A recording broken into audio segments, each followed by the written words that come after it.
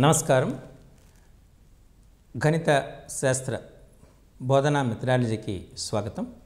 ఈ శీర్షికలో సమర్థవంతమైనటువంటి గణిత బోధనకు ప్రణాళిక మన గురించి మనం నేర్చుకోబోతున్నాం. ఇది చాలా అవసరం కూడా. ఏదైనా ఒక పనిని సమర్థవంతంగా పూర్తి చేయాలంటే దానికి నిర్దిష్టమైనటువంటి ప్రణాళిక అవసరం ఉంటుంది. గణిత బోధన కూడా ఒక నిర్దిష్టమైనటువంటి పనిగా మనం గుర్తించాలి. గణిత బోధనపైనే విద్యార్థి యొక్క అవగాహన సామర్థ్యం, ఆసక్తి, అనురక్తి ఆధారపడతాయి.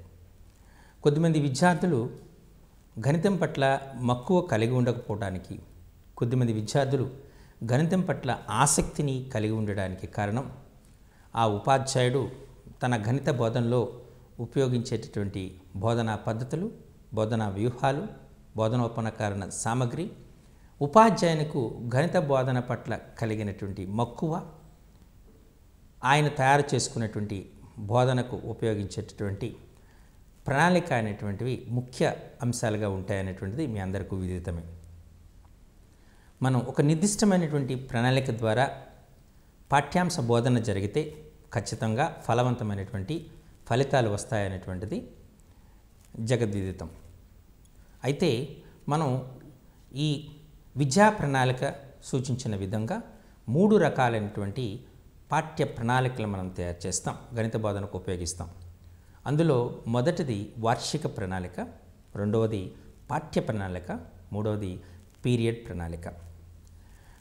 2010కి ముందు అంటే ఏపీఎస్ఎఫ్ 2011కు ముందు మనం బ్లూమ్స్ టాక్సానమీ ఆధారంగా వర్గీకరించబడినటువంటి బోధనా లక్ష్యాల ఆధారంగా పాఠ్య ప్రణాళికను తయారు చేసుకునేవాళ్ళం. అప్పుడు లక్ష్యాలు, ఉద్దేశాలు అనేటువంటివి ఉండేవి. ఆ లక్ష్యాలలో మనకు ముఖ్యంగా జ్ఞానము, అవగాహన, వినియోగము, నైపుణ్యము అనేటువంటి అంశాలు ఉండేవి. ఇప్పుడు జ్ఞాన ఆధారితమైనటువంటి బోధన అనేటువంటిది జరగడానికి ఎక్కువగా మనం ప్రాధాన్యత ఇచ్చాం.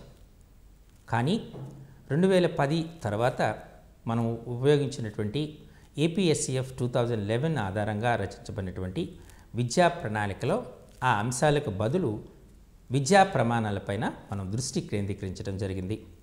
గణితానికి ముఖ్యంగా 5 విద్యా ప్రమాణాలు ఉన్నాయనేది మీ అందరికీ తెలుసు.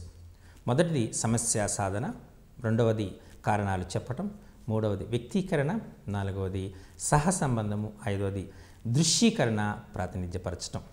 వీటికి ఉపయోగించిన పదజాలం గణితంలో కూడా, ఇంగ్లీష్లో కూడా చెప్పుకోవాలంటే మనకు problem solving, reasoning and proof, communication, connections and representation and visualisation అని అంటారు.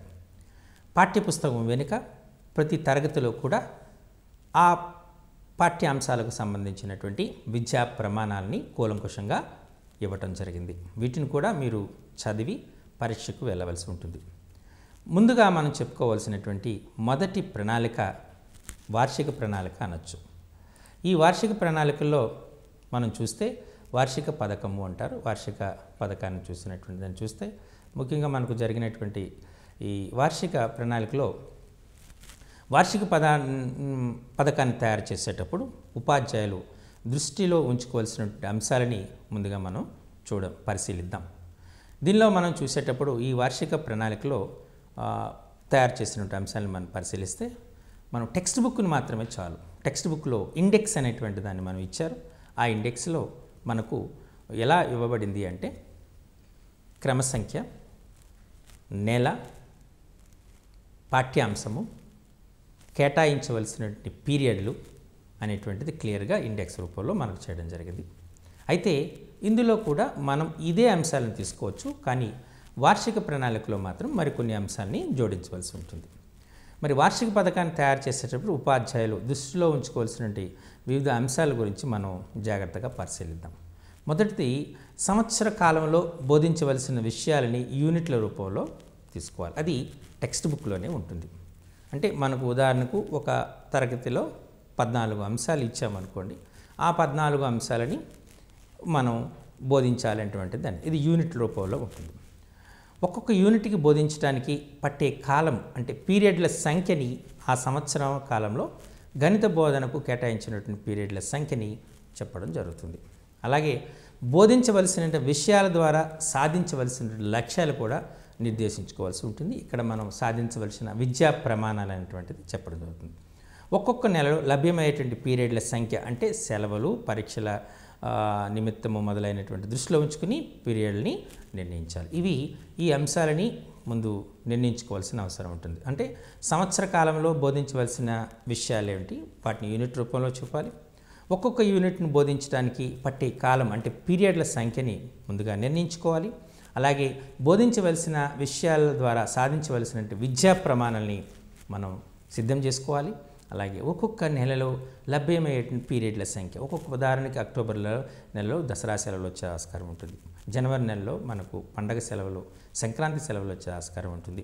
అలాగే జూన్, ఈ సంవత్సరం నుండి జూన్ 1 నుండే తరగతులు ప్రారంభమవుతాయి కాబట్టి జూన్ నెలలో కూడా ఎక్కువ పీరియడ్ల లభ్యమయ్యే ఆస్కారం ఉంది. కానీ ఇంతకుముందు అంటే కిందటి సంవత్సరం వరకు అంటే ఇప్పటి వరకు ప్రజెంట్ సిచ్యువేషన్లో చూస్తే జూన్ 12 నుండి స్కూల్స్ ప్రారంభమవుతాయి కాబట్టి జూన్ మాసంలో కేవలం తక్కువ పీరియడ్లు లభ్యమవుతాయని చూడవచ్చు. జూలై, ఆగస్టులో ఎక్కువగా పీరియడ్ లభ్యమయ్యే ఆస్కారం ఉంటుంది. అలాగే నవంబర్, డిసెంబర్లో కూడా పీరియడ్ల సంఖ్య ఎక్కువగా ఉంటుంది. ఫిబ్రవరి నెలలో తక్కువ పీరియడ్ల సంఖ్య లభ్యమవుతుంది. మార్చి నెల వచ్చేటప్పటికి పరీక్షల నిర్వహణ ఇన్ని అంశాలు ఉంటాయి కాబట్టి అప్పుడు కూడా లభ్యమయ్యే పీరియడ్ల సంఖ్య తక్కువగా ఉంటుంది. ఈ అంశాలన్నింటినీ జాగ్రత్తగా గుర్తుపెట్టుకోవాల్సినటువంటి ఆస్కారం అనేటువంటిది, ఆవశ్యకత అనేటువంటిది ఎంతైనా ఉంది. మరి ఇప్పుడు అందుచేతనే మనకు ఈ వార్షిక ప్రణాళికను తయారు చేసుకోవడానికి వీలుగా మన ప్రభుత్వం వేసవి సెలవులకు ముందుగానే టెక్స్ట్ బుక్స్ అనేటువంటి విద్యార్థులకు, ఉపాధ్యాయులకు అందజేస్తుంది. విద్యార్థులు వివిధ అంశాలను చదివి దానికి సంబంధించినటువంటి జ్ఞానాన్ని సేకరిస్తారనేటువంటిది దాని వెనుక ఉద్దేశం. అలాగే ఉపాధ్యాయులు సమగ్రంగా, ఆముగ్రాలంగా అంటే మొదటి నుంచి చివరి వరకు పాఠ్యాంశాలను చదివి ఆ పాఠ్యాంశాలకు కావలసినటువంటి బోధనోపకరణ సామగ్రిని, బోధనా వ్యూహాలని, బోధనా పద్ధతుల్ని, బోధనా అంశాలని, ఉద్దేశాలని, లక్ష్యాలని అన్నింటినీ కూడా దృష్టిలో పెట్టుకుని తదనుగుణంగా వార్షిక ప్రణాళికను తయారు చేసుకోవాలని టెక్స్ట్ బుక్స్ అనేటువంటిది ముందుగా ఇవ్వడం జరిగింది. అయితే ఉపాధ్యాయుడు ఒకసారి వార్షిక పథకాన్ని తయారు చేసుకుంటే అది టెక్స్ట్ బుక్స్ మారేంత వరకు కూడా ఆ వార్షిక పథకాన్ని వాడుకోవచ్చు అనేటువంటి సూచన కూడా చేయడం జరిగింది. అయితే ప్రజెంటు వార్షిక పథకం ఎలా ఉంటుంది అనేటువంటి చూస్తే వార్షిక పథకంలో మొదటగా ముందు ఉపాధ్యాయుని యొక్క పేరు రాయాలి, ఏ తరగతి రాయాలి, అలాగే లభ్యమైనటువంటి బోధన పీరియడ్ల సంఖ్య రాయాలి. సంవత్సరం మొత్తానికి ఎన్ని పీరియడ్లు వచ్చాయని అందులో ఈ మూల్యాంకనానికి అంటే మనకు ఈ ఫార్మేటివ్, సమ్మేటివ్ అసెస్మెంట్స్ కండక్ట్ చేయడానికి, అలాగే ప్రాజెక్ట్స్ కండక్ట్ చేయడానికి కేటాయించినటువంటి పీరియడ్ని చేసుకోవాలి. తర్వాత మనం తద్వారా సాధించవలసినటువంటి బోధనా ప్రమాణాలు అంటే విద్యా ప్రమాణాలని రాయాలి. అంటే మొదటిది అతను రాయవలసినట్టు ఉపాధ్యాయుని యొక్క పేరు రాయాలి, రెండవది తరగతి రాయాలి, మూడవది కేటాయించబడినటువంటి అభ్యమయ్యేటువంటి పీరియడ్ల సంఖ్యను రాయాలి, ఎన్ని పీరియడ్లు వేస్తుంది, నాలుగవది ఏ విద్యా ప్రమాణాలని సాధిస్తున్నారో సాధించవలసిన విద్యా ప్రమాణాలు వాటిని అన్నింటినీ క్లారిటీగా రాయవలసి ఉంటుంది. తర్వాత మనకు వచ్చినటువంటి టేబుల్, ఈ టేబుల్లో మొట్టమొదటిగా వచ్చినటువంటిది సీరియల్ నెంబర్, మొదటిది వరుస సంఖ్య ఉంటుంది. ఆ తర్వాత ఏ నెలలో మనం పాఠ్యాంశాన్ని బోధిస్తున్నామో అది రాయాలి. అలాగే ఆ నిర్దిష్ట పాఠ్యాంశానికి ఎన్ని పీరియడ్లు కేటాయిస్తున్నామో రాయాలి, పాఠ్యాంశం పేరు రాయాలి, కేటాయించినటువంటి పీరియడ్ల సంఖ్య రాయాలి, బోధనా వ్యూహాలు రాయాలి, బోధనా పద్ధతులను రాయాలి, అలాగే బోధనోపకరణ సామగ్రిని రాయాలి, అలాగే బోధన అంశాలు రాయాలి. అంటే మనం కొన్ని సందర్భాల్లో మనం అక్టోబర్ నెల అనుకోండి, ఈ అక్టోబర్ నెలలో మనం జనరల్గా ఒలింపియాడ్ ఎగ్జామినేషన్ చేస్తాం. డిసెంబర్ నెల వచ్చిందనుకోండి, డిసెంబర్ నెల వచ్చేటప్పటికి మనం రామానుజన్ గారి బర్త్డే అయినటువంటి గణిత దినోత్సవాన్ని జరుపుకుంటూ ఉంటాం. అలాగే కొన్నిసార్లు గణిత మేళాలు నిర్వహిస్తాం, గణిత క్లబ్బులు నిర్వహిస్తాం. ఏ అంశాలని మనం నిర్వహిస్తామో ఆ అంశాలని ఆ నెలలో మనం నిర్ణయిస్తామో దానిని మెన్షన్ చేయవలసి ఉంటుంది. చివరకు మూల్యాంకనం అనేటువంటిది ఉంటుంది. ఇవి అంటే సీరియల్ నెంబర్ ఉంటుంది, అలాగే నెల, ఏ నెల అనేటువంటి నెలలో మనము ఏ పాఠ్యాంశాన్ని చెప్తున్న పాఠ్యాంశం పేరు ఉంటుంది, కేటాయించిన పీరియడ్ల సంఖ్య ఉంటుంది, అలాగే బోధనాపకరణ సామగ్రిని రాయవలసి ఉంటుంది, బోధనా వ్యూహాలు, బోధనా పద్ధతులు అనేటువంటిది రాయవలసి ఉంటుంది. ఆ తర్వాత బోధనాంశాలకు సంబంధించిన కృత్యాలు అంటే బోధనాంశానికి సంబంధించిన కృత్యాలు అంటే మనకు ఆ గణిత మేళాలు జరుగుతున్నాయా, గణిత క్లబ్ నిర్వహిస్తున్నామా, అలాగే గణిత దినోత్సవాలను జరుపుకుంటున్నామా, గణిత క్విజ్లను నిర్వహిస్తున్నాం, ఈ అంశాలను తెలియపరచవలసి ఉంటుంది. చివరకు మూల్యాంకనం అనేటువంటిది ఉంటుంది అనేటువంటి అంశాన్ని మీరు గమనించాలి. అలాగే వార్షిక ప్రణాళిక రూపొందించడం వల్ల మనకు కలిగేటటువంటి లాభాలు ఎలా ఉంటాయనేటువంటిది చెప్పడం చూడాలి. ఏ యూనిట్ని ఏ నెలలో ఎంతవరకు బోధించాలో తెలుసుకుంటాడు. ఏ యూనిట్ని ఏ నెలలో ఎంతవరకు బోధించాలో తెలుసుకోవడం అనేటువంటిది జరుగుతూ ఉంటుంది. అంటే మనకు ఖచ్చితంగా ఇప్పుడు మనకు క్లారిటీ వార్షిక ప్రణాళికను ఎందుకు నిర్వహిస్తామంటే దీనివల్ల ముగ్గురు ప్రయోజనం ఉంటుంది. ఒకటి, ఉపాధ్యాయుడికి ఏ నెలలో ఏ అంశాన్ని బోధించాలో ముందుగానే తెలిసి ఉంటుంది. అలాగే విద్యార్థికి ఏ నెలలో ఏ యూనిట్ని తను నేర్చుకుంటాడో తెలుస్తుంది.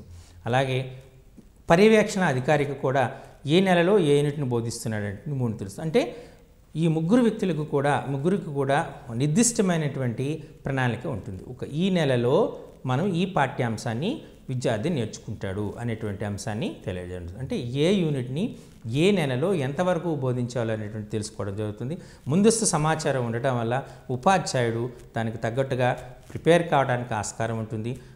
ఆ నెలలో ఆ అంశానికి సంబంధించినటువంటి బోధనోపకరణ సామగ్రిని సమకూర్చుకోగలుగుతాడు, బోధన వ్యూహాలని తయారు చేసుకోగలుగుతాడు, బోధన పద్ధతుల్ని ఎన్నిక చేసుకోగలుగుతాడు. అలాగే బోధనా అంశాల యొక్క ప్రాధాన్యతని, దాని యొక్క విస్తరణని, దాని పరిధిని నిర్దేశించుకోగలుగుతాడు. తద్వారా సాధించవలసిన విద్యా ప్రమాణాలను కూడా నిర్ణయించుకోగలుగుతాడు. అందుచేత ఫలప్రదమైనటువంటి విద్యా బోధన జరగటానికి ఆస్కారం ఉంటుంది. ఇది ఉపయోగం. రెండోది, ఆ యూనిట్ ద్వారా తాను సాధించవలసిన లక్ష్యాన్ని తెలుసుకుంటాడు. ఆ యూనిట్ ద్వారా ఏమేమి లక్ష్యాలని సాధించాలనుకుంటున్నాడో తెలుసుకునేటువంటి ఆస్కారం ఉంటుంది. లక్ష్యాలంటే మనం ఇక్కడ విద్యా ప్రమాణాలు అనేటువంటి పదాన్ని వాడుతున్నాం. అంటే మనం సమస్య సాధనకి అనేటువంటి కొన్ని అంశాలు ఉదాహరణకు తీసుకుందాం. కొన్ని అంశాలు అనేటువంటి రేఖాగణితకి సంబంధించిన అంశాలు కానీ, సాంఖ్యక శాస్త్ర కానీ అంశాలు కానీ, అందులో సమస్య సాధనకి, అలానే మనకు రిప్రజెంటేషన్, విజువలైజేషన్, దృశ్యీకరణ, ప్రాతినిధ్యపరచడానికి ఎక్కువ ప్రాధాన్యత ఉంటుంది. ఆ విద్యా ప్రణాళిక ఎక్కువ ప్రాధాన్యత ఉంటుంది. కారణాలు చెప్పటము, వ్యక్తీకరణము లేదా వివిధ అంశాలతో సహ సంబంధము, ఈ మూడు విద్యా ప్రమాణాలకు తక్కువ స్కోప్ ఉండే ఆస్కారం ఉంటుంది. మరి అదే మనం రేఖాగణితం తీసుకున్నాం అనుకోండి, రేఖాగణితంలో మనకు ఈ దృశ్యీకరణము, ప్రాతినిధ్యపరచటము, సమస్యా సాధనము, కారణాలు చెప్పటము, ఈ అంశాలకు ఎక్కువ ప్రాధాన్యత ఉంటుంది. అలా ఒక్కొక్క చాప్టర్లో కొన్ని విద్యా ప్రమాణాలకు కానీ అన్ని విద్యా ప్రమాణాలకు కానీ ప్రాధాన్యత ఉంటుంది. ప్రాధాన్యత ఆధారంగా మనం ఆ విద్యా ప్రమాణం నిర్ణయించుకోవాలి. నిర్ణయించుకున్న అంశాలని సాధించడానికి మనం యొక్క కృత్యాలని నిర్ణయించుకోవాలి. మూడవది, ప్రణాళికాబద్ధంగా బోధించడానికి అలవాటు చేసుకుంటాడు. అంటే ఇక్కడ ఒక సిస్టమేటిక్ అప్రోచ్ అనేటువంటిది ఉంటుంది. జూన్ నెలలో ఈ బోధన జరగాలి, ఈ పాఠ్యాంశ బోధన జరగాలి. జూలై నెలలో ఈ పాఠ్యాంశ బోధన జరగాలి. జూలై నెలలో ఎక్కువ రోజులలో 2 అంశాలు, ఒక పాఠ్యాంశం పూర్తిగా కావాలి, మరొక పాఠ్యాంశంలో కొంత భాగం జరగాలి. ఇలా ఒక ప్రణాళికాబద్ధమైనటువంటి ఆలోచన ఉంటుంది. కాబట్టి ఆ విద్యాభ్యసన అనేటువంటిది ఒక నిర్దిష్టమైనటువంటి క్రమంతో కలిగి ఉంటుంది. కాబట్టి ఖచ్చితంగా అది ఫలప్రదం అవుతుంది. ఇవి అంశాలు అనేటువంటి. అలాగే మనం చూస్తే ఈ వార్షిక పథకం యొక్క ఈ వార్షిక పథకం చూసుకుంటే ఇందులో ఏ అంశాలు ఉంటాయనేటువంటిది మనం చూస్తే, వార్షిక పథకం యొక్క అంశాలను మనం జాగ్రత్తగా పరిశీలిస్తే, వార్షిక పథకంలో మనకు ముందుగా సీరియల్ నెంబర్ ఉంటుంది. ఇది పాత అది, మీరు దీన్ని చూస్తున్నటువంటిది. ఎనాలిసిస్ అనేటువంటి ఆఫ్ ద చాప్టర్, మనం చాప్టర్ అనేటువంటి తీసుకుంటున్నాం. ఎన్ని పీరియడ్ని మనం కేటాయించాం అనేటువంటిది చూస్తున్నాం. అంటే మనం ఎన్ని పీరియడ్లు కేటాయించాం అంటే ఏ మంత్లో కేటాయించాం, ఎన్ని పీరియడ్లు కేటాయించాం అనేటువంటిది చెప్పడం జరుగుతుంది. అలాగే మనకు ఆ యాన్యువల్ సెలబ్రేషన్స్, క్యాలెండర్ అనేటువంటిది అది పాత విద్యా ప్రణాళిక. కానీ వాస్తవానికి ఈ వార్షిక పథకం అనేది ఇప్పుడు నేను చెప్పినట్టుగా సీరియల్ నెంబర్ ఉంటుంది, సీరియల్ నెంబర్ రాయాలి, నెల, ఏ నెలలో మనము నెల ఉంటుంది. మూడవది పాఠ్యాంశం, ఏ పాఠ్యాంశాన్ని మనం బోధించాలనుకుంటున్నాం. నాలుగవది ఈ బోధనా వ్యూహము, బోధనా పద్ధతి, బోధనా అంశము అనేటువంటిది ఏముంటుందో అక్కడ రాయవలసి ఉంటుంది. అలాగే బోధనోపకరణ సామగ్రి గురించి రాయవలసి ఉంటుంది. అలాగే బోధనాంశానికి సంబంధించినటువంటి అంశాలు చెప్పవలసి ఉంటుంది. అంటే మేళాలు కానీ, క్విజెస్ కానీ, గణిత దినోత్సవాలు కానీ, ఇటువంటి గణిత క్లబ్స్ కానీ నిర్వహించడం ఉంటే దాన్ని మెన్షన్ చేయాల్సి ఉంటుంది. తర్వాత చివరిగా ఉన్నటువంటిది ఎవాల్యుయేషన్, మూల్యాంకనం అనేటువంటిది అవసరం ఉంటుంది. ఇది వార్షిక ప్రణాళిక చేసేటప్పుడు. ఇందులో మనం చెప్పుకునేటప్పుడు మొదటగా మనం రాయవలసినటువంటి అంశం ఏంటంటే, మొట్టమొదటిగా మనం రాయవలసిన అంశము ఆ ఉపాధ్యాయునికి పేరు రాయాలి, ఏ తరగతికి బోధిస్తున్నారో రాయాలి, అలాగే అంశము రాయాలి. ఏ అంశం అంటే గణితం కాబట్టి గణితం అనేటువంటిది రాయాలి. నాలుగవది ఎన్ని పీరియడ్లు మీరు కేటాయిస్తున్నారో రాయాలి. అంటే మొత్తం లభ్యమయ్యేటువంటి పీరియడ్ల సంఖ్య 180 190 ఎన్ని పీరియడ్లు అయితే కేటాయింపబడుతున్నాయో ఆ కేటాయించిన పీరియడ్లు రాయాలి. తర్వాత ఆ సంవత్సరంలో ఆ అకాడమిక్ క్యాలెండర్లో మనం ఆ విద్యా సంవత్సరంలో ఏ విద్యా ప్రమాణాలను సాధిస్తున్నారో ఆ విద్యా ప్రమాణాలని కూడా రాయడం ఉంటుంది. దీనికోసం మీరు ప్రత్యేకంగా కష్టపడవలసిన పని ఉండదు. విద్యా ప్రమాణాలు అనేటువంటివి టెక్స్ట్ బుక్ వెనుక పేజెస్లోనే క్లారిటీగా ఇవ్వబడ్డాయి. వీటిని మరి కాస్త ఇంప్రూవైజ్ చేసి మీరు రాసుకోవడానికి ఆస్కారం ఉంటుంది. ఆ తర్వాత మనం పట్టిక రూపంలో సీరియల్ నెంబర్, అలాగే మనం ఏ నెలలో చెప్పబోతున్నాము, ఎన్ని పీరియడ్లు మనం కేటాయించాము, ఏ పాఠ్యాంశాన్ని బోధిస్తున్నాము, ఈ పాఠ్యాంశాన్ని బోధించడానికి ఉపయోగించినటువంటి బోధన వ్యూహాలు, బోధనా పద్ధతులు ఏమిటి, అలాగే బోధనోపకరణ సామగ్రి ఏమిటి, బోధనేతర అంశాలు ఏంటి, అలాగే చివరకు మూల్యాంకనము అనేటువంటిది మనం చెప్పడం సాధ్యమవుతుంది. ఈ తర్వాత ఆరవ అంశముగా మనం ఉపాధ్యాయుని యొక్క ప్రతిస్పందనలో రాయవలసి ఉంటుంది. ఉపాధ్యాయుని యొక్క ప్రతిస్పందనల కోసం సుమారు 6 నుంచి 7 పేజీలను ఖాళీగా విడిచిపెట్టడం జరిగింది. దీనికి కారణం ఏంటంటే పాఠ్యపుస్తకం పూర్తిగా అన్ని విషయాలు చర్చించడం సాధ్యం కాదు. విద్యార్థులకు, ఉపాధ్యాయులకు పాఠ్యాంశ అభివృద్ధిలో కొన్ని సందేహాల తలెత్తే అవకాశం ఉంటుంది. అలాగే వాటి కోసం కొన్ని రిఫరెన్స్ బుక్స్ అనేటువంటిది అవసరం ఉంటుంది. కొన్ని అంశాల పైన చర్చాపూరితమైనటువంటి వాతావరణం ఉంటుంది. వీటన్నిటిని గుర్తించి ఉపాధ్యాయుడు ఆ అంశాలలో స్పష్టతని లేదా అంశం యొక్క అభివృద్ధిని తెలియజేసేటువంటి అంశాల సేకరణ చేసి ఈ ఉపాధ్యాయుని యొక్క ప్రతిస్పందనలో తెలియజేయవలసి ఉంటుంది. చివరకు మనకు హెడ్ మాస్టర్ అంటే ప్రిన్సిపల్ యొక్క ప్రతిస్పందనలు కూడా రాయవలసి ఉంటుంది. ఇది వార్షిక పథకం. వార్షిక పథకం చాలా ఇంపార్టెంట్. ఎప్పుడైతే నిర్దిష్టమైన వార్షిక పథకాన్ని కలిగి ఉంటారో అది సమర్థవంతమైనటువంటి విద్యా బోధనకు సాధ్యపడుతుంది. ఇది చాలా ఇంపార్టెంట్ అంశంగా మీరు గుర్తించవలసి ఉంటుంది. మరి రెండవది యూనిట్ పథకం. ఈ యూనిట్ పథకంలోని అంశాల గురించి మనం ఆలోచిద్దాం. అసలు యూనిట్ పథకాన్ని మనం గణితం కాబట్టి యూనిట్ పథకం అంటాం. అది భాషకు సంబంధించినటువంటి, అంటే తెలుగు కానీ, ఇంగ్లీష్ కానీ, ఉర్దూ కానీ, లేదా చివరకు వచ్చినటువంటి ఆంగ్లం కానీ, అంటే ఇంగ్లీష్ కానీ మనం తెలుగు తీసుకుంటే, హిందీ కానీ, వీటిని అంశం తీసుకుంటే ఇవి భాషా సంబంధమైనటువంటి అంశాలు కాబట్టి వీటిని మనము లెసన్ ప్లాన్ అని అంటాము. మనం గణితం నాన్ లాంగ్వేజెస్కి యూనిట్ ప్లాన్ అనేటువంటి వాడడం జరుగుతుంది. దీన్ని సింపుల్గా మనం పాఠ్య ప్రణాళిక అని కూడా అనడం జరుగుతూ ఉంటుంది. ఈ పాఠ్య ప్రణాళిక కోసం ముఖ్యంగా మనకు ప్రేరణ అవసరం. ఈ భాగంలో విద్యార్థులు ప్రేరణ పొంది ఆ యూనిట్ ఉద్దేశాన్ని గ్రహిస్తారు. అంటే మనకు ఒక పాఠ్యాంశం నేర్చుకోవటం వల్ల కలిగేటటువంటి ఉపయోగం ఏంటి, నేర్చుకోవాల్సిన ఆవశ్యకత ఏమిటి. అందుకని టెక్స్ట్ బుక్ను రాసేటప్పుడు టెక్స్ట్ బుక్లో మనకు ఒక పద్ధతిని వాడాం. అదేంటి అంటే నోషన్ ఆఫ్ ద చాప్టర్ అంటే ఆ పాఠ్యాంశాన్ని నేర్చుకోవటానికి కలిగినటువంటి ఆవశ్యకత ఏంటో మనం ముందు స్టార్ట్ చేసాం. ఏ విధంగా నిత్య జీవిత సంఘటనలతో సహసంబంధం కలిగి ఉందో తెలియపరచడం జరిగింది. దాని యొక్క పూర్వ జ్ఞానాన్ని తెలియపరిచే అంశాలను కూడా వివరణ జరిగింది. ఇది నోషన్ ఆఫ్ ద చాప్టర్ అనేటువంటిది. ఆ తర్వాత కాన్సెప్ట్ డెవలప్మెంట్, అంటే ఆ పాఠ్యాంశానికి సంబంధించినటువంటి విషయ పరిజ్ఞానాన్ని అభివృద్ధి చేయడం జరిగింది. తర్వాత మనం రాసినటువంటిది ఇవి చేయండి, అంటే డూ దీస్ అనేటువంటిది ఇచ్చాం. అంటే ఆ పాఠ్యాంశ బోధన అయిన తర్వాత విద్యార్థులు నేరుగా ఆ పాఠ్యాంశాన్ని ఇవి చేయండిలో ఇచ్చినటువంటి ప్రశ్నలకు సమాధానాలు చేయగలగాలి.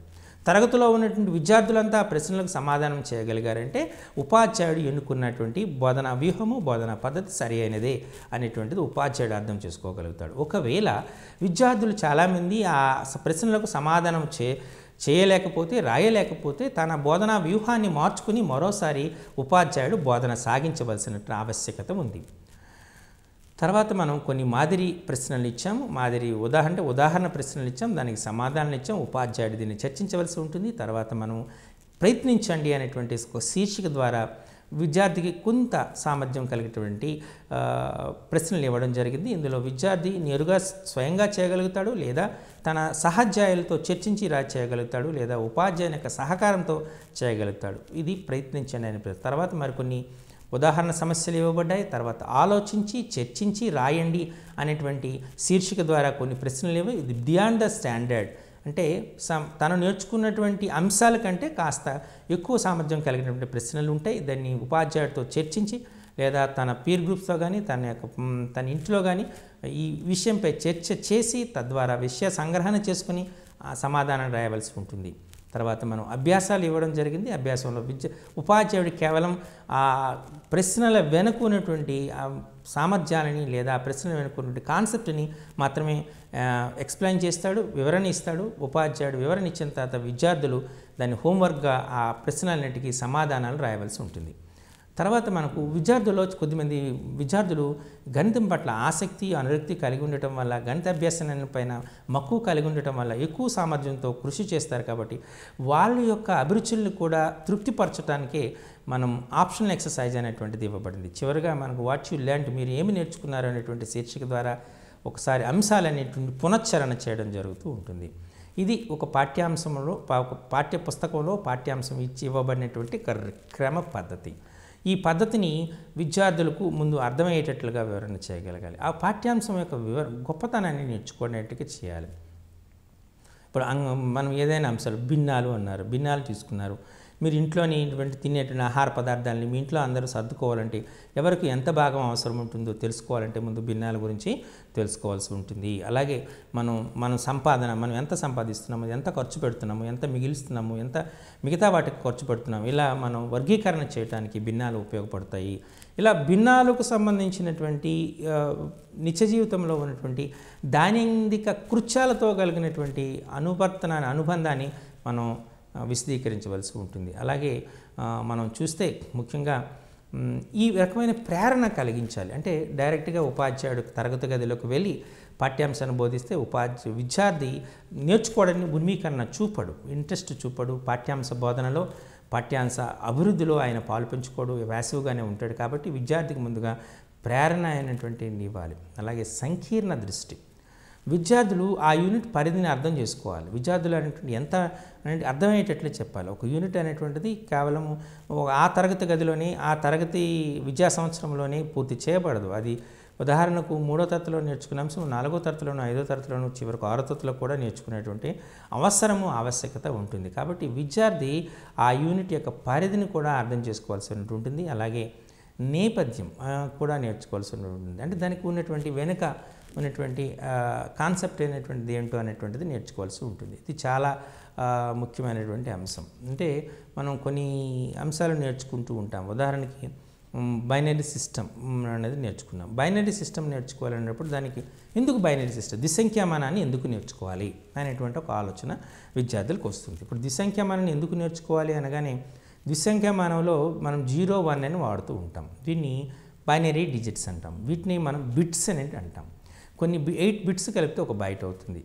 మనం ఈ బైట్స్లోనే కంప్యూటర్ యొక్క మెమరీని మనం కొలుస్తాం. అంటే కంప్యూటర్ యొక్క సామర్థ్యాన్ని బైట్స్లో కొలుస్తాం. అంటే కంప్యూటర్ల గురించి మనం అర్థం చేసుకోవాలనుకుంటే ముందు మనకు కావాల్సినటువంటిది ఏంటి అంటే ద్విసంఖ్యామానం. ఈ ద్విసంఖ్యామానము ఆధారంగానే డిజిటల్ కాన్సెప్ట్స్ అనేటువంటివి డెవలప్ అవుతాయి.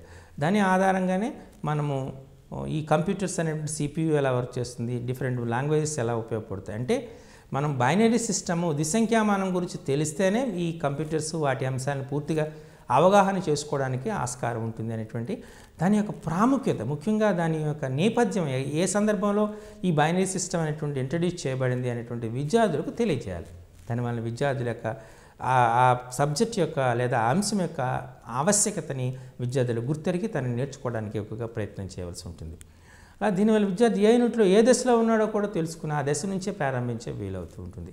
మనం కొన్ని ప్రశ్నల ద్వారా బ్రెయిన్ స్టార్మింగ్ అంటారు. ఇది ఒక రకమైన బోధనా వ్యూహం. ఉపాధ్యాయుడు కొంత ప్రశ్నావళిని తయారు చేసుకోవాలి. ఆ ప్రశ్నావళి ఆధారంగా ప్రశ్నలు వేసి విద్యార్థుల యొక్క అవగాహన సామర్థ్యాన్ని, పూర్వజ్ఞాన స్థాయిని అంచనా వేసుకోవాలి. ఎప్పుడైతే అలా అంచనా వేసుకోగలుగుతాడో తద్వారా ఉపాధ్యాయుడు ఏ దశ నుంచి తన పాఠ్యాంశాన్ని ప్రారంభించాలనేటువంటిది నిర్ణయానికి వస్తాడు. ఇది చాలా ఇంపార్టెంట్ అయినటువంటి అంశం. మరి ఈ అంశం చూసిన తర్వాత మనకు మంచి యూనిట్ ప్రత్యేకమైన వ్యక్తిపరమైన అనుభవమైన కృత్యాలని ప్రారంభ దిశగా ఉంటుంది. ఇప్పుడు మనం ఉదాహరణ తీసుకున్నాం అనుకోండి, ఒక యూనిట్ని తీసుకుంటున్నాం. ఆ యూనిట్ అనేటువంటిది మనకు ఒక ప్రత్యేకమైన వ్యక్తిపరమైన అనుభవాత్మక కృత్యాల ప్రాతిపదికగా ఉంటుంది. ఒక యూనిట్ మనం తీసుకున్నాం. ఆ యూనిట్ అనేటువంటిది మనం ఫర్ ఎగ్జాంపుల్ ఇప్పుడు కాలము దూరము తీసుకున్నాం, అలాగే కాలము పని తీసుకున్నాం. అంటే అందులో మనం ఏం చేస్తున్నాం, కాలంకి పనికి మధ్య అయినటువంటి సంబంధం ఏంటి, ఏ రకమైన సంబంధం ఉంది, ఒక పనిని వేగంగా చేస్తే ఎన్ని రోజులు పడుతుంది, ఆలస్యంగా చేస్తే మనుషుల సంఖ్య పెరిగితే పని చేసే దినాల సంఖ్య తగ్గుతుంది, అంతే కదా. లాభ సంఖ్య అంటే కాలం పెరిగితే చేయవలసినటువంటి పని దినాల సంఖ్య అనేటువంటి కాలం పెరుగుతుంది, అంటే కావాలంటే పని చేసే వ్యక్తుల సంఖ్య అనేటువంటిది పెరుగుతుంది, పని చేసిన వ్యక్తుల సంఖ్య పెరిగితే కాలం తగ్గుతుంది. ఇలా ఆ వివిధమైన కృత్యాలు, ఆ ఆసక్తికరమైన అంశాలు, వీటన్నిటిని ప్రాతిపదికంగా పాఠ్య రచన అనేటువంటిది జరుగుతూ ఉంటుంది. యూనిట్లో కృత్య శ్రేణి ఎక్కువగా ఉంటే విద్యార్థులకు ఆసక్తిగా కలిగి ఉంటుంది. ఆ యూనిట్ అనేటువంటి మనం తీసుకున్నాం, ఆ యూనిట్లో చాలా కృత్యాలు ఉన్నాయి అనుకోండి, విద్యార్థి అనేటువంటి వాడు ఆ యూనిట్ని నేర్చుకోవడానికి చాలా అంశాలు అనేటువంటి ప్రదర్శన చేస్తాడు. ఇప్పుడైతే అంశాలని ఎక్కువ కృత్యాలు ఉంటే విద్యార్థి నేరుగా కృత్యాల్లో పార్టిసిపేట్ చేస్తాడో, కృత్యాల్లో పాల్గొనడానికి ఆసక్తి పెంపొందిస్తాడు. ఎప్పుడైతే ఆసక్తిని పెంపొందిస్తాడో ఆ పాఠ్యాంశాన్ని నేర్చుకోవడానికి ఎక్కువగా ఆస్కారం ఉంటుంది. ఇది యూనిట్లో మనం ఎక్కువగా ఆయన పాలు పంచుకోవడానికి యూనిట్ డెవలప్మెంట్ అంటే యూనిట్లో విద్యార్థి తనకు సంబంధించినటువంటి అన్వయాలు ఉండాలి. అంటే నిత్య జీవిత సంఘటనలతో ఉన్నటువంటి అన్వయాలు ఉండాలన్నమాట. అంటే నిత్య జీవితంలో వివిధ సంఘటనల్లో ఆ యూనిట్లో ఉన్నటువంటి అంశాలకి సహసంబంధం కలిగి ఉండాలి. ఎప్పుడైతే సహసంబంధం కలిగి ఉంటుందో ఖచ్చితంగా ఆ యూనిట్ని నేర్చుకోవడానికి విద్యార్థి ఆసక్తిని ప్రదర్శిస్తారు. అధిక సామర్థ్యం గల విద్యార్థులకు ఆ యూనిట్లో పరస్పరము లేదా వాటిని పరిశీలించి వాటిని వెళ్ళడాన్ని నేర్చుకోవడానికి ఆస్కారం ఎక్కువగా ఉండాలి. ఇంతకుముందు నేను చెప్పినట్లు మన పాఠ్య పుస్తకంలో ఒక యూనిట్ ఇచ్చేటప్పుడు ఆ యూనిట్లో మనము do this, try this, think and discuss, అంటే మనం ఇవి చేయండి, ప్రయత్నించండి, ఆలోచించి, చర్చించి, రాయండి అనేటువంటి నిర్మాణాత్మక ప్రశ్నలే కాకుండా మాదిరి ప్రశ్నలు ఇచ్చి అంటే ఉదాహరణ ప్రశ్నలు, దాని సమాధానాలు, అభ్యాసాలు ఇచ్చాం. ఇవి బాగా చదివేటటువంటి అధిక సామర్థ్యం ఉన్నటువంటి విద్యార్థులను తృప్తిపరచకపోతే వాళ్ళని తృప్తిపరచడానికి మనం అనుబంధ ప్రశ్నలు అనేటివి ఇవ్వడం జరిగింది. దాన్ని ఆప్షనల్ ఎక్సర్సైజ్ అనేటువంటి దాన్ని ఇచ్చి తద్వారా ఆ విద్యార్థి యొక్క అధిక సామర్థ్యానికి మనం మెరుగుదిద్ది అతన్ని తృప్తిపరిచేటట్టుగా ప్రయత్నం జరగడం జరిగింది. మరి యూనిట్ పథకాన్ని తయారు చేసేటప్పుడు దృష్టిలో ఉంచుకోవాల్సినటువంటి ముఖ్య అంశాలు ఏంటి, యూనిట్ పథకాన్ని తయారు చేసేటప్పుడు దృష్టిలో ఉంచుకోవాల్సిన ముఖ్య అంశాలు ఏంటంటే విద్యార్థుల యొక్క పూర్వజ్ఞానాన్ని పరిశీలించాలి. విద్యార్థుల యొక్క పూర్వజ్ఞానం అనేటువంటిది చాలా అవసరం. ముందుగా పూర్వజ్ఞానానికి సంబంధించినటువంటి ప్రశ్నలు వేయాలి. అలాగే ఆ యూనిట్లో ఉన్నటువంటి సబ్ యూనిట్స్, అంటే ఒక పాఠ్యాంశాన్ని బోధించడానికి అందులో చాలా అంశాలు ఉంటాయి. ఆ అంశాలను ఫర్ ఎగ్జాంపుల్ ఇంతకుముందు తీసుకున్నట్టు నేను భిన్నాలు తీసుకున్నాను. భిన్నంలో ఉన్నటువంటి భాగాలు ఏంటి, భిన్నం తీసుకున్నారనుకోండి, లవము, హారము, వీటి మధ్య సంబంధం ఏంటి, భిన్నాల్లో రకాలు ఏమిటి, భిన్నాల్లో రకాలైన తర్వాత భిన్నాల యొక్క చతుర్విధ ప్రక్రియలు, అంటే కూడిక, తీసివేత, గుణకారము, భాగహారం, ఇవి అంశాలు అనుకోండి. ఈ అంశాలని మనం అంశాల ఆధారంగా పీరియడ్ని కేటాయించాలి. భిన్నము అనేటువంటిది పాఠ్యాంశం యొక్క పేరు, అంతేనా. మరి ఈ భిన్నం అంటే ఏమిటి, భిన్నంలో భాగాలు ఏమిటి, భిన్నంలో రకాలు ఏమిటి, భిన్నంలో చతుర్విధ ప్రక్రియలను ఏ విధంగా చేయాలి, అలాగే భిన్నాలకు సంబంధించినటువంటి ఈ పద సమస్యలు ఏమిటి, వీటన్నిటిని కూడా మనం వివిధ అంశాలుగా వివిధ సహపాఠ్యాంశాలుగా అంటే సబ్ యూనిట్స్గా మనం డివైడ్ చేసుకుంటే ఆ డివైడ్ చేసేటప్పుడు వాటికి కేటాయించాల్సిన పీరియడ్లు ఏమిటి, ఒక్కొక్క యూనిట్లో విషయ విశ్లేషణ జరగాలి, ఏ అంశం అనేటువంటిది ఇవ్వబడింది, ఆ అంశం యొక్క ఏంటి. అలాగే ప్రతి యూనిట్లో సబ్ యూనిట్లో ఉన్నటువంటి విషయం ద్వారా సాధించవలసినటువంటి అంతకుముందు లక్ష్యాలు స్పష్టీకరణలు అనేవాళ్ళం. ఇప్పుడు లక్ష్యాలు స్పష్టీకరణలు కావు. లక్ష్యాలు స్పష్టీకరణ బదులు మనం విద్యా ప్రమాణం, అంటే ఒక్కొక్క సబ్ యూనిట్ నుండి మనం ఏ విద్యా ప్రమాణం సాధించగలుగుతున్నాము అనేటువంటిది చాలా అవసరం. అలాగే దానికి కావలసినటువంటి బోధనా వ్యూహాలు ఏంటి, అంటే బ్రెయిన్ స్టార్మింగ్ ద్వారా మనం చెప్తున్నామా, లేకపోతే విద్యార్థి అనేటువంటి కృత్య ఆధార యాక్టివిటీ బేస్డ్గా మనం పాఠ్యాంశాన్ని బోధిస్తున్నామా, ల్యాబొరేటరీ మెథడ్లో మనం దాన్ని బోధిస్తున్నామా, అలాగే లేదా అంటే ఇండివిజువల్ యాక్టివిటీ అంటే వ్యక్తిగత కృత్యం ద్వారా చేస్తున్నామా, లేకపోతే గ్రూప్ యాక్టివిటీ ద్వారా అంశాన్ని మనం బోధన చేస్తున్నామా, ఏ వ్యూహాన్ని మనం బోధనా వ్యూహాన్ని చేస్తున్నామో అది మనం ఖచ్చితంగా చెప్పవలసి ఉంటుంది, దృష్టిలో పెట్టుకోవాల్సి ఉంటుంది. అలాగే ఏ రకమైనటువంటి బోధన కృత్యాలు చేస్తున్నాం, అంటే మనం చార్ట్ ద్వారా ఎగ్జిబిట్ చేస్తున్నామా, కేఎన్ ప్రొజెక్టర్ ద్వారా చెప్తున్నామా, మోడల్స్ని పెట్టి బోధన చేస్తున్నామా, లేకపోతే ఫోల్డింగ్ టెక్నిక్స్ ద్వారా మనం బోధన చేస్తున్నామా, లేకపోతే మనం చిన్న చిన్న లో కాస్ట్ నో కాస్ట్ మెటీరియల్తో బోధన సామగ్రిని తయారు చేసుకునే అంశాలను చెప్తున్నామా, అలాగే మార్కెట్లో దొరికేటటువంటి అంశాల ద్వారా కృత్యాలను చేస్తున్నామా, ఏ రకమైనటువంటి బోధనాభ్యాసన కృత్యాలు చేస్తున్నామో అది కూడా మనం వివరంగా చెప్పవలసి ఉంటుంది. అలాగే బోధనోపకరణ సామగ్రి, ఆ పాఠ్యాంశాన్ని బోధించడానికి కావాల్సినటువంటి బోధనోపకరణ సామగ్రిని కూడా చేయవలసి ఉంటుంది. అంటే మనం స్కేల్ ఉపయోగిస్తున్నామా, వివిధ రకాలైనటువంటి, లేకపోతే మనం అంటే సాఫ్ట్వేర్లో చెప్పాలంటే జియోజిబ్రాను ఉపయోగిస్తున్నామా, ప్రింట్ 3D అని ఉపయోగిస్తున్నామా, లేదా అంటే మనం ఉపయోగించేటువంటి సామగ్రి పరంగా చెప్పాలనుకుంటే జియో బోర్డును ఉపయోగిస్తున్నామా, అంటే అది రెక్టాంగులర్ జియో బోర్డును ఉపయోగిస్తున్నామా, లేకపోతే సర్క్యులర్ జియో బోర్డును ఉపయోగిస్తున్నామా, ఐసోమెట్రిక్ డాట్ పేపర్ను ఉపయోగిస్తున్నాం. అంటే మనం ఏ బోధనాభ్యసన సామగ్రిని మనం ఉపయోగిస్తున్నామో దానిని కూడా చెప్పవలసి ఉంటుంది. అలాగే మూల్యాంకన విధానాలు, ఏ రకమైనటువంటి మూల్యాంకనం చేస్తున్నాము, మౌఖిక ప్రశ్నలు అడుగుతున్నామా, రాత ప్రశ్నలు అడుగుతున్నామా, ప్రశ్నావళిని అడుగుతున్నామా, లేక వక్తృత్వ పద్ధతిలో చెప్పమని చెప్తున్నామా, విద్యార్థులు ప్రాజెక్ట్ ద్వారా మనం మూల్యాంకనం చేస్తున్నామా, అలాగే పరీక్ష పెన్ అండ్ పేపర్ టెస్ట్ ద్వారా చేస్తున్నామా, ఏ రకమైనటువంటి మూల్యాంకన విధానాన్ని మనం ఉపయోగిస్తున్నామో అది కూడా మెన్షన్ చేయవలసి ఉంటుంది. ఇవి మనం దృష్టిలో పెట్టుకోవాల్సిన అంశాలు. మరోసారి విద్యార్థుల యొక్క పూర్వజ్ఞానాన్ని పరిశీలించాలి. అంటే మనం భిన్నము అని చెప్పే దాని అంశాన్ని తీసుకుంటే దానికి సంబంధించినటువంటి ముందు సంఖ్యలు, వాటిని యొక్క పోలికలు, కూడికలు, తీసివేతలు, ఇటువంటి అంశాల గురించి ముందుగా ఆయన యొక్క పూర్వజ్ఞానాన్ని గురించి చెప్పాలి. పోలిక ముఖ్యంగా రావాలి. అలాగే అందులో ఉన్నటువంటి సబ్ యూనిట్స్ ఏంటి, ఆ పాఠ్యాంశంలో ఉన్నటువంటి సబ్ యూనిట్స్ ఏంటో మనం చూడాలి. అలా చూడగలిగితే మనకు కొంత అవగాహన వస్తుంది. అలాగే ఒక్కొక్క సబ్ యూనిట్లో ఏ అంశాలు ఉన్నటువంటి ఉన్నాయి అనేది విశ్లేషణ చేయాలి. అలాగే ప్రతి సబ్ యూనిట్కి మనం చెప్పేటప్పుడు ఆ సబ్ యూనిట్ ద్వారా సాధించవలసినటువంటి విద్యా ప్రమాణాలు ఏంటో చెప్పాలి. అలాగే అభ్యసన వ్యూహాలు చెప్పాలి, బోధనాభ్యసన కృత్యాలు చెప్పాలి, బోధనా పద్ధతిని గురించి తెలియజేయాలి, బోధనోపకరణ సామగ్రిని గురించి తెలియచేయాలి, అలాగే మూల్యాంకన విధానాలను కూడా మనం చెప్పడం చేయాలి. ఇలా చేస్తే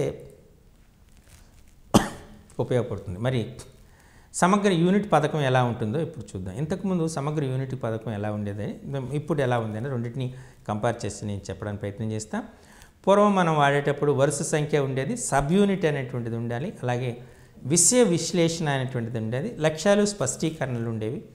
ఈ బోధనాభ్యసన కృత్యాలు ఏంటో చెప్పాలి. ఈ బోధనాభ్యసన కృత్యాల్లో జనరల్గా మనకు 2 వర్గాలుగా చేసేవాళ్ళం. ఒకటి ఉపాధ్యాయుని యొక్క కృత్యము, అలాగే విద్యార్థి కృత్యం అని చెప్పేవాళ్ళం. అలాగే బోధనాభ్యసన సామగ్రి ఏంటి, మనం టీచింగ్ లెర్నింగ్ మెటీరియల్ ఏంటి అనేది, మూల్యాంకనం ఉండేది ఏంటి అనేటువంటిది ఇది పాత పద్ధతిలో మనం వాడేటువంటిది.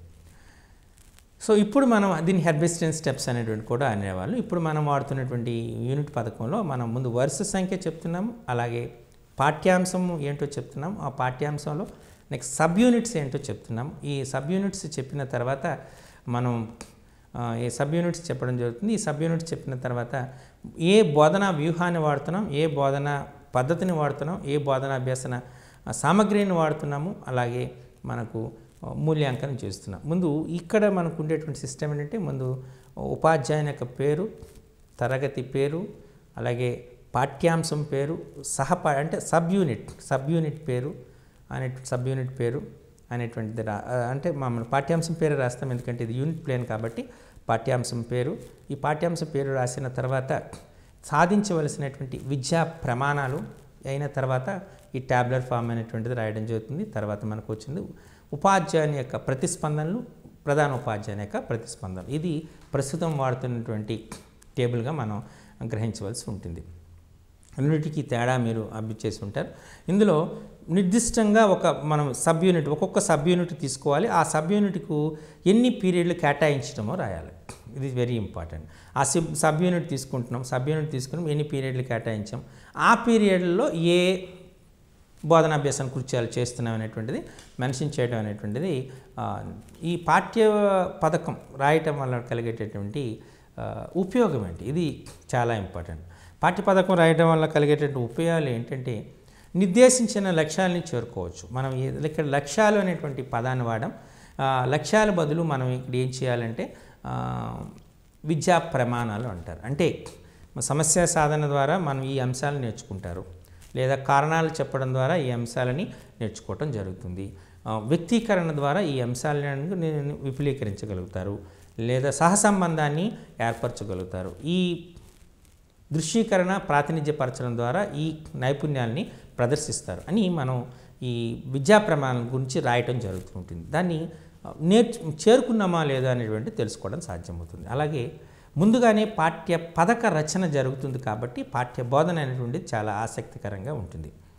పాఠ్య బోధన ముందుగా జరుగుతుంది. ముందుగా మనం అంతా ఆ తరగతిలోనికి వెళ్ళకముందే ఏ పూర్వజ్ఞానాన్ని పరిశీలించాలి, ఏ బోధనా వ్యూహాన్ని ఉపయోగించాలి, ఏ బోధనాంశాలను మనం చెప్పాలి, ఏ బోధనా పద్ధతులను ఉపయోగించాలి, ఏ బోధనా కృత్యాలను మనం ప్రదర్శన చేయాలి, ఏ బోధనోపకరణ సామగ్రిని మనము ఉపయోగించాలని ఆ బోధనోపకరణ ముందుగానే తయారు చేసుకుని పోతాం. 1-2 సార్లు పరిశీలించి మనం కూడా చేయడం జరుగుతుంది. అలాగే మూల్యాంకన విధానాలు ఏంటి, ఇన్ని అంశాలని ముందుగానే మనం తయారు చేసుకుని తరగతి గదిలోకి ప్రవేశించి పాఠ్య బోధనను చేస్తాం. కాబట్టి పాఠ్య బోధన ఖచ్చితంగా ఆసక్తికరంగా ఉంటుంది అనేటువంటిది చెప్పచ్చు.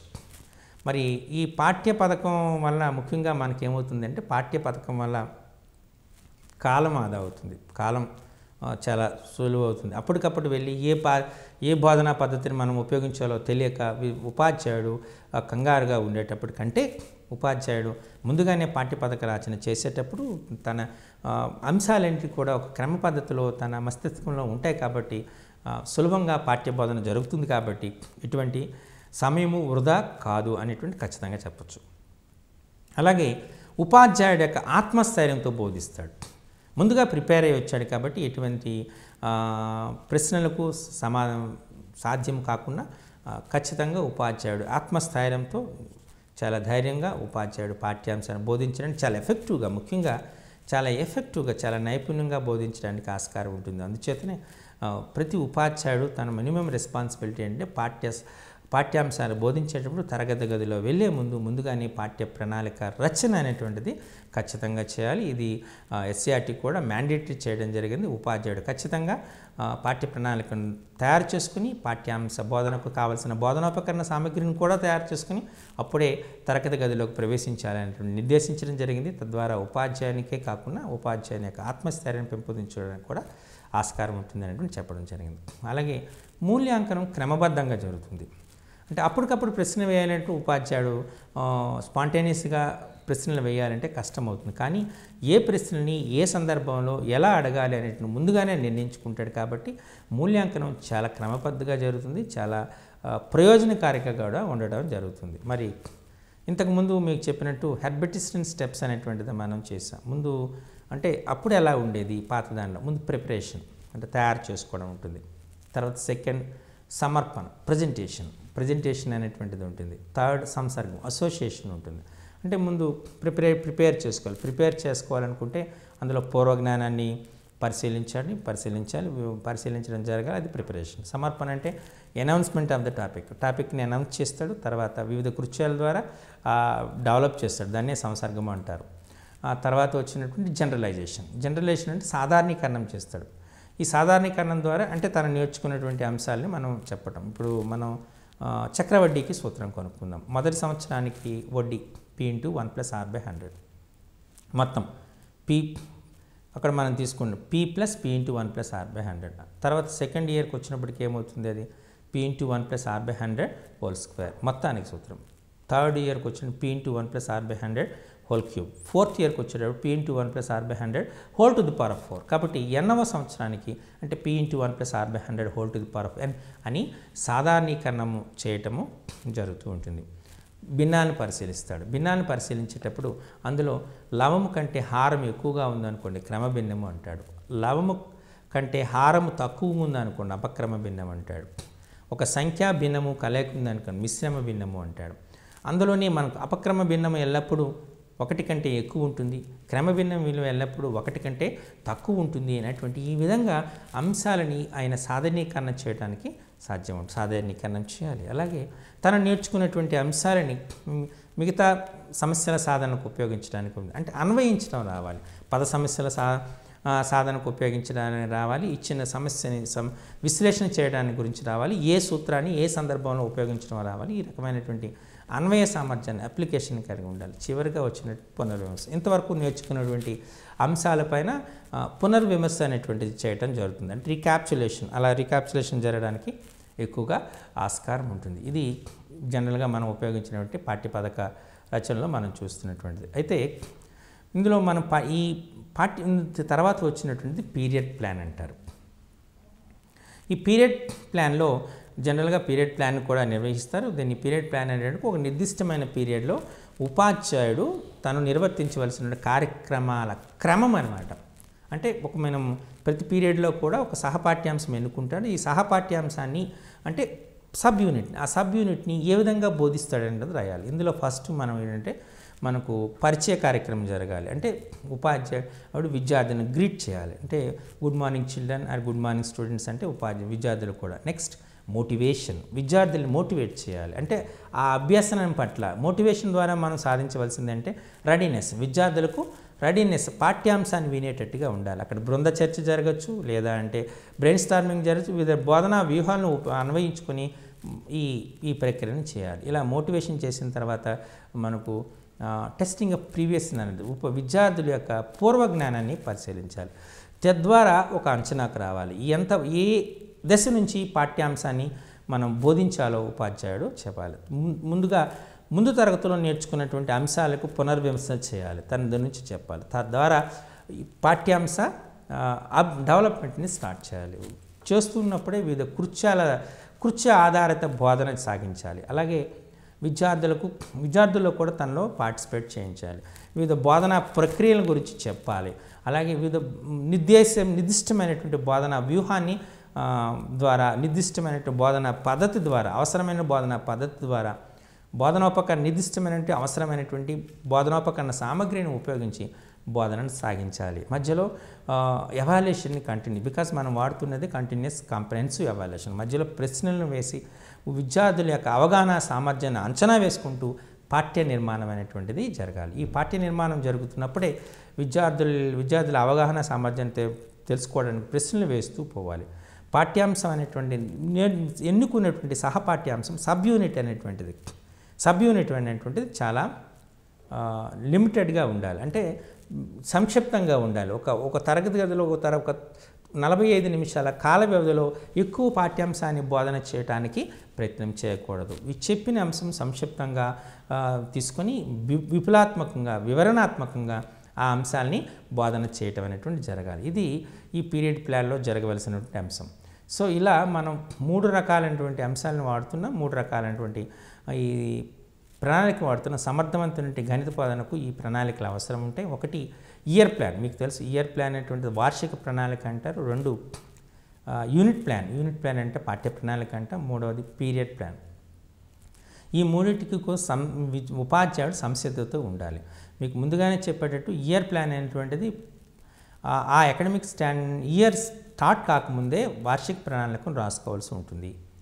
ఆ ప్రత్యేకమైనటువంటి ఆ తరగతికి ఎన్ని పాఠ్యాంశాలు, ఎన్ని యూనిట్స్ ఇవ్వబడ్డాయి, ఆ యూనిట్స్కు ఎన్ని కేటాయించబడినటువంటి పీరియడ్ల సంఖ్య ఎంత, ఒక్కొక్క పాఠ్యాంశానికి ఎన్ని పీరియడ్లు కేటాయించాలి అనేటువంటి దాన్ని ఆధారంగా చేసుకొని వార్షిక ప్రణాళిక తయారు చేసుకోవాలి. దీనికోసం ప్రత్యేకంగా ఉపాధ్యాయుడు పెద్దగా కష్టపడవలసిన పని లేదు. ఆల్రెడీ టెక్స్ట్ బుక్లోని ఆ పాఠ్యాంశానికి కేటాయించబడిన పీరియడ్ని ఇవ్వబడ్డాయి. ఇవి టెంటేటివ్గా ఉంటాయి, వీటి ఫ్లెక్సిబుల్గా ఉంటాయి. కాబట్టి ఉపాధ్యాయుడు తన తరగతి గది యొక్క అవగాహన సామర్థ్యము ఆధారంగానే ఆ పాఠ్యాంశ కేటాయించిన పీరియడ్ని నిర్ణయించుకోవచ్చు. అంటే మనం ఒక పాఠ్యాంశం బోధించడానికి 10 పీరియడ్లు సరిపోతాయనేటువంటిది మనం చెప్తే అతను 10 నుంచి ఇంకో 11 కానీ 12 కానీ, అంటే తన సౌలభ్యం కానీ 12 కానీ చేసుకోవచ్చు. లేదా అంటే 8 పీరియడ్లు లేదా 9 పీరియడ్లను కూడా కేటాయించుకోవచ్చు. ఈ రకంగా పీరియడ్లని కేటాయించి రాసుకోవడం జరుగుతుంది. అయితే ఇందులో ఏ రకమైనటువంటి విద్యా ప్రమాణాలని మనం సాధించబోతున్నాము, మనము ఉపయోగించినటువంటి బోధనా వ్యూహాలేంటి, బోధనా పద్ధతులేంటి, బోధనోపకరణ సామగ్రి ఏమిటి, సాధించవలసిన విద్యా ప్రమాణాలు ఏమిటి, అలాగే బోధనా కృత్యాలంటే రెగ్యులర్గా జరిగే కృత్యాలు కాకుండా గణిత క్విజ్లని, గణిత క్లబ్స్ అని, అలాగే గణిత దినోత్సవాలని, ఈ సైన్స్ ఫెయిర్స్ అని ఇలాంటి వాటిలో ఉపాధ్యాయుడు విద్యార్థులని పార్టిసిపేట్ చేయించవలసిన బాధ్యత ఉంటుంది. కాబట్టి వాటికి తగ్గట్టుగా మన పీరియడ్ని మనం కేటాయించుకోవాల్సినటువంటి ఆస్కారం ఉంటుంది. ఇది మనం గుర్తుపెట్టుకోవాల్సిన అంశం. మరి అదే పాఠ్య ప్రణాళిక లెసన్ ప్లాన్ లేదా యూనిట్ ప్లాన్కి వచ్చామనుకోండి, ఈ యూనిట్ ప్లాన్లో మనం ముఖ్యంగా గుర్తుపెట్టుకోవాల్సింది ఏంటంటే ఆ యూనిట్ నిర్మాణం ఎలా జరిగింది, యూనిట్ని విద్యార్థి నేర్చుకోవటం వల్ల కలిగేటువంటి ప్రయోజకత్వం ఏంటి, ఆ యూనిట్కి ఉన్నటువంటి ప్రాధాన్యత ఏంటంటే ముందుగా విద్యార్థులకి తెలియజేయాలి. ఆ విధంగా మోటివేట్ చేయాలి, విద్యార్థికి ఆసక్తిని పెంపొందించవలసి ఉంటుంది. అలాగే ఇందులో మనం తీసుకున్నప్పుడు అంటే 2015కి ముందు 2015 తర్వాత వచ్చినటువంటి భేదాలను కూడా మీకు క్లారిటీగా చెప్పాం. ఇందులో అది మనము ఏ లక్ష్యాన్ని సాధించాలి అనుకుంటున్నామో అది రాస్తాం, ఇక్కడ ఏ విద్యా ప్రమాణాన్ని రాస్తున్నామో చేస్తాం. ఒక పాఠ్యాంశంలో ఉన్నటువంటి సబ్ యూనిట్స్ ఏమిటి, ఒక యూనిట్లో ఉన్నటువంటి సబ్ యూనిట్స్ ఏమిటి, ఒక్కొక్క సబ్ యూనిట్ని ఏ బోధనా పద్ధతి బోధనా వ్యూహం ద్వారా మనం చెప్పబోతున్నాం, దానికి కావాల్సినటువంటి బోధనోపకరణ సామగ్రి ఏంటి, అలాగే బోధనా వ్యూహం ఏంటి అనేటువంటిది మనం మెన్షన్ చేయవలసి ఉంటుంది. అలాగే ఒక్కొక్క సబ్ యూనిట్కి ఎన్ని పీరియడ్ని కేటాయించమైనటువంటిది కూడా నిర్ణయించవలసి ఉంటుంది. ఇలా మనం ఈ పాఠ్యాంశ రచన చేస్తే దాన్ని మనం పాఠ్య ప్రణాళిక అనేటువంటి అంటాం. అలానే పీరియడ్ ప్లాన్ అనేటువంటిది ప్రస్తుతం పీరియడ్ ప్లాన్ అనేటువంటిది ట్రైనింగ్లో ఉన్నటువంటి విద్యార్థులకు మాత్రమే వాడుతున్నాం. మనకి ఏమైనా ఇన్స్పెక్షన్స్ అయ్యేటప్పుడు ఈ పీరియడ్ ప్లాన్ వాడుతున్నాం. దానికి బదులుగా మనం టీచింగ్ డైరీ అని వాడుతున్నాం. అంటే ఒక ఉపాధ్యాయుడు ఒక రోజులో చెప్పవలసిన పీరియడ్ల సంఖ్య 5 ఉంటే అతను మొదటి పీరియడ్ ఏ తరగతికి చెప్పాడు, ఏ పాఠ్యాంశం చెప్పాడు, రెండో ఏ తరగతికి చెప్పాడు, ఏ పాఠ్యాంశం చెప్పాడు, అలా తనకున్న 5 పీరియడ్లో ఏ తరగతులకు ఏ పాఠ్యాంశాల్లో ఉన్నటువంటి సబ్ యూనిట్స్ని చెప్పాడో దాన్ని మెన్షన్ చేయవలసి ఉంటుంది. అంటే మనకు అది పీరియడ్ ప్లాన్ కావచ్చు, పాఠ్య ప్రణాళిక కావచ్చు, లేదా వార్షిక ప్రణాళిక కావచ్చు, నిర్దిష్టంగా సాంకేతిక పరంగా ఒక తార్కిక కలిగినటువంటిది ఉండాలి. అవి